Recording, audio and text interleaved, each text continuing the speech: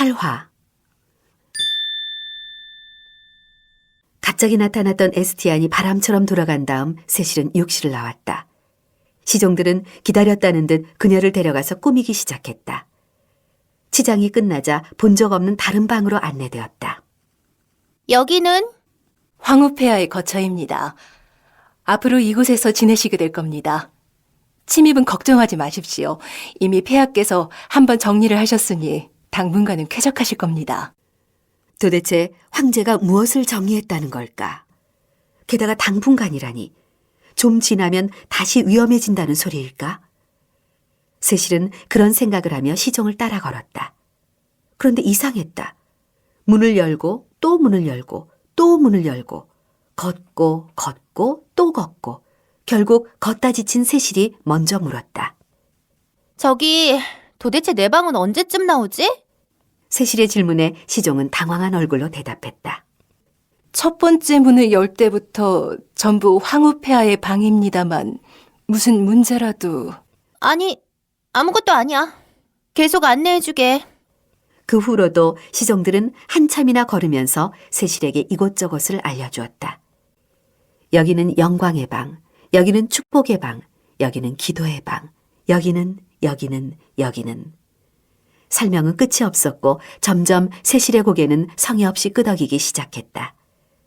그렇게 걷기를 2시간, 겨우 시종들의 발걸음이 멈췄다. 끝났나? 이제 시작이옵니다만... 시종들의 말에 세실은 아득해졌다. 2시간을 걸었는데 안 끝나는 방 설명이 어디 있어? 슬슬 다리가 아파왔다. 게다가 씻고 나왔더니 몸도 축 늘어진다. 그리고 무엇보다 가장 문제인 것은 간밤에 시달린 몸이 다시 휴식을 요구하고 있다는 것이고. 내가 알아서 보겠네. 이만 물러들 가보게. 알겠습니다, 황후폐하. 시종들이 물러가고 나서 세실은 제 방이라는 곳을 보았다. 궁전인데? 말이 좋아 방이지 문을 5번 열고 들어와야 겨우 첫 번째 거실이 나온다. 그 거실 너머로는 아름답게 꾸며진 정원이 끝없이 펼쳐져 있었다. 그 정원에는 연못이 있고 연못 위에는 백조들이 한가롭게 헤엄을 치고 있다. 연못가에는 물을 먹으러 온 토끼, 그 옆에는 풀을 뜯는 사슴까지. 그야말로 그림 같은 광경이었다. 와, 황후가 대단하긴 대단하구나. 그 평화로운 풍경을 바라보던 세실은 침대로 다가가 누웠다. 졸려. 아침까지 황제에게 시달렸다. 새벽이 올 때쯤에는 목소리도 잘 나오지 않을 정도였다. 좀 나아지긴 했지만 깔깔한 목의 통증은 여전히 남아있다. 제 목을 꾹꾹 누르던 세실은 침대 머리맡에 놓인 과일 그릇을 보았다. 그것에 손을 뻗어 잘 익은 청포도 한 송이를 집은 세실은 하나를 따 입에 넣었다. 차가운 청포도의 알이 톡 하고 입안에서 터졌다. 순간 입안을 확 채우는 청량함에 세실은 눈을 감았다. 역시 과일은 언제 먹어도 좋다. 이제 이걸 매일 먹을 수 있다니. 너무 좋아. 눈을 감은 채 세실은 다시 포도 하나를 입에 물었다. 살아있는 동안이긴 하지만. 지난밤에 암살자들이 생각났다. 황제가 죽일 생각이 아니더라도 위험한 자리다. 나비탄에서 이곳으로 올 때는 매일 분하고 억울해서 이를 갈았는데. 지금은 나비탄이고 뭐고 머릿속에서 멀어진 것 같았다. 하루 사이에 온갖 일이 있었는데 오히려 마음이 평온해졌다. 도대체 왜? 뭐가 달라진 거지? 그렇게 생각하던 세실은 어느새 스르르 잠이 들었다. 세실이 살포시 잠이 깬 것은 누군가 그녀를 만지는 손길 때문이었다. 이마에 다친 부분을 맴돌던 손가락이 얼굴을 타고 내려왔다. 그 간지러운 감각에 세실은 얼굴을 찌푸리며 고개를 흔들었다. 그러자 손가락은 목을 타고 어깨로 내려왔다. 천천히 뒷목을 주무르는 손길에 세실은 신음을 흘렸다. 누구인지는 몰라도 그녀가 뻐근하다고 생각한 곳을 정확하게 주물러주고 있었다. 매일 이렇게 살면 좋겠다. 비몽사몽한 정신에 마음속 말이 그대로 흘러나왔다. 그러자 누가 되물었다. 뭐가 좋은데? 과일 잔뜩 먹고, 누가 아픈 거 눌러주고. 그게 끝인가? 어쩐지 묻는 목소리가 조금 날카로워진 것 같은데 목을 누르던 손이 조금 더 아래로 내려가 날개뼈 부근을 맴돌았다. 누를까 말까 하는 듯한 손길에 어쩐지 애 같아서 세실은 조금 망설이다가 입을 열었다. 밤에 옆에서 같이 잘 사람도 있고 이렇게만 살면 좋겠는데. 무서움을 타는 것은 아니었지만 언제나 허전함을 느꼈었는데 오늘 아침 일어난 순간 누군가가 옆에 있다는 사실에 놀라기보다는 어쩐지 안도감이 느껴졌었다. 그 말이 정답이었을까? 맴돌던 손이 잘했다는 듯 그녀가 원하던 부분을 정확히 눌렀다. 느껴지는 통증과 시원함이 세실의 정신을 깨웠다. 여기는 내 방인데, 그리고 이 목소리, 이 손은 분명. 일어났나? 그 목소리에 세실은 벌떡 일어나려고 했지만 에스티안의 손이 더 빨랐다. 그럴 줄 알았다는 듯 손가락 하나로 이마를 꾹 눌러 다시 세실을 눕힌 에스티안이 허리를 숙여 다가왔다. 그러고는 세실의 귓가에 속삭였다. 지금 들어보니 그대 원하는 것은 다 가진 것 같은데. 네. 그런 것 같습니다. 세실은 정신없이 고개를 끄덕였다. 그런데 뭐가 걱정이야? 남은 삶이 좀 짧은 것 같아서요. 그 말에 에스티안이 고개를 끄덕였다. 틀린 말은 아니지. 잘 알려지지 않은 사실이지만 그대가 황후로 들어오기 전 다른 나라의 왕족들과 제국의 대신들이 황후가 아니더라도 좋으니 여자를 취하라며 황궁 안으로 밀어넣은 여자들이 있었다. 세실은 처음 듣는 이야기에 귀를 세웠다. 첫 번째로 들어왔던 여자는 다음 날 죽었고, 두 번째로 들어왔던 여자는 일주일 후에 죽었지. 세 번째로 들어왔던 여자는 한 달을 버텼지만 결국 죽었고, 첫 번째 여자는 내가 죽였고, 두 번째와 세 번째는 죽든지 말든지 관심 없어 놔뒀더니 누군가가 죽이더군. 에스티안의 말이 잠시 멈춘 사이에 세실은 계속 신경 쓰이던 것을 곧바로 질문했다. 그 세 분하고 다 동침하셨어요? 죽었다는 것보다 그게 신경 쓰여? 네. 에스티안의 말처럼 죽었다는 것보다 어떻게 그게 더 신경이 쓰이는지 모를 일이다. 황궁에 들어오더니 제 머리도 조금씩 이상해지는 걸까? 망설임 없는 세실의 대답에 에스티안이 피식 웃었다.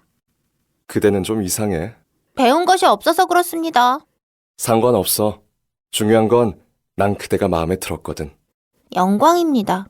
그런데 그런데 아직 제 질문에는 대답 안 해주셨는데요. 세실이 기어들어가는 목소리로 말하자 이번에 에스티안은 조금 소리를 내며 웃었다. 앉았어. 좋습니다. 완벽하시네요. 세실은 주먹을 쥐었다. 소설 속 남주가 여기 있다. 전륜하고 밤에는 다정하고 권력과 돈의 무력을 다 갖추었고 미친 것 같은 부분도 있지만 처음이기까지 한 남자가. 뭐가 완벽하다는 건지는 잘 모르겠지만 영광이라고 생각하지. 어쨌거나 나는 그대가 마음에 들었어. 어쩐지 그대 시체를 치우는 건 별로 반갑지 않거든. 그래서 그대가 이곳에서 오래 살아남는 방법을 알려주려고 해. 에스티안의 손이 세실의 얼굴을 쓸더니 곧 그녀의 옆에 떨어져 있는 포도송이를 발견하고는 하나를 따서 세실의 입에 물려주었다. 그러고는 손가락으로 천천히 세실의 입 안으로 밀어넣었다. 입술을 열고 들어와 이에 부딪힌 포도알이 터져 진한 과즙을 입안에 뿌렸다. 그 단맛에 다시 세실의 얼굴에 나른함이 퍼졌다. 에스티안은 그런 세실의 얼굴을 만족스럽다는 듯이 보며 과즙으로 더럽혀진 제 손가락을 핥았다. 그는 포도가 싫었다. 그가 살면서 첫 번째로 먹었던 독이 이것과 같은 청포도에 들어있었으니까. 그런데 지금은 왜 이렇게 맛있는지 모를 일이었다. 천천히 세실의 위로 엎드린 그가 그녀의 귓가에 속삭였다. 이 황궁에서 그대가 살아남을 수 있는 방법은 방법은... 애절함을 담아 세실이 되물었다. 도대체 무엇을 해야 제가 살아남을 수 있을까? 곧 전혀 생각하지 못한 대답이 들려왔다. 그대가 내 명성을 이길 정도의 악명을 쌓으면 돼. 네? 뜻밖의 대답에 세실의 눈이 커졌다. 그게 무슨 소리야? 같은 시각 대륙 구석에 있는 성국. 이곳은 대륙의 다른 나라들과 달리 속세의 법으로부터 떨어져 홀로 고고히 신을 섬기는 도시국가였다. 하얀 성벽으로 둘러싸인 성국의 가장 깊숙한 곳에서는 성녀가 기거하는 성전이 자리 잡고 있다. 그리고 그 깊숙한 성전에서도 가장 중심에는 신의 대리자인 성녀가 오늘도 기도를 올리고 있다.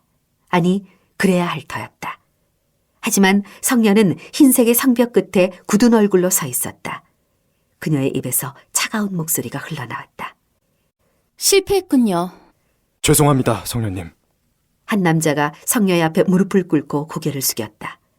성녀는 그 남자의 대답에 고개를 저었다. 이번만이 기회는 아닙니다. 아직 우리에게는 무한한 기회가 남아있어요. 성녀의 눈이 번뜩였다. 이 세계가 원래의 흐름대로 갈 기회가. 성녀님, 모든 것은 당신이 보신 미래대로. 돌아가 보세요. 몸이 나으면 다시 부를 터이니. 알겠습니다. 남자가 물러가고 나자 홀로 남은 성녀의 입에서 작은 목소리가 흘러나왔다. 짱나! 새끼들 어떻게 제대로 하는 게 하나도 없냐? 누군가 이 자리에 있으면 기절을 했을지도 모른다. 이 대륙 전체에서 가장 고결한 존재가 세속의 거친 언어를 너무나 자연스럽게 입에 담고 있었으니까. 성녀는 다시 투덜거렸다. 왜 악녀가 아니라 성녀 몸에 빙의한 거냐고! 얜 조력자고 설정에 페널티도 많아서 함부로 움직일 수도 없는데. 성녀는 씩씩거리며 허공에 주먹을 날렸다. 그러자 아무것도 없어야 할 허공에 푸른색의 금이 나타났다. 그것은 성녀를 지키는 성국의 결계였다. 하지만 결계는 반대로 성녀를 밖으로 나가지 못하게 하는 힘이기도 했다. 그 광경을 보던 성녀가 중얼거렸다. 내 남주야! 내 남주라고! 성녀는 이를 갈았다. 그녀는 작가였다. 다른 세상 어디에서인가 폭군에게는 악녀가 어울린다라는 글을 쓰던 작가. 그녀는 제 글의 남주인 폭군 에스티안에게 모든 취향의 설정을 다 집어넣었다. 잘생김, 몸 좋음, 성격 나쁨, 아픈 과거, 황제, 흑발, 흑안 등등. 뜬금없지만 포도를 싫어한다는 설정도 있었던 것 같다. 그 소설 내용은 간단했다. 황후인 세실의 몸에 여주가 빙의를 하고 그 전까지 세실에게 전혀 관심이 없었던 에스티아는 갑자기 변한 그녀에게 흥미를 느낀다. 그러다 사랑에 빠지고 결국은 잘 먹고 잘 산다는 이야기. 그래서 작가는 눈을 떴을 때 이곳이 자신의 세상임을 알고 만세를 불렀고 성녀의 몸에 빙의했음을 알고는 비명을 질렀다. 내 소설, 내 남주. 그런데 왜 다 남의 것이 된 거야?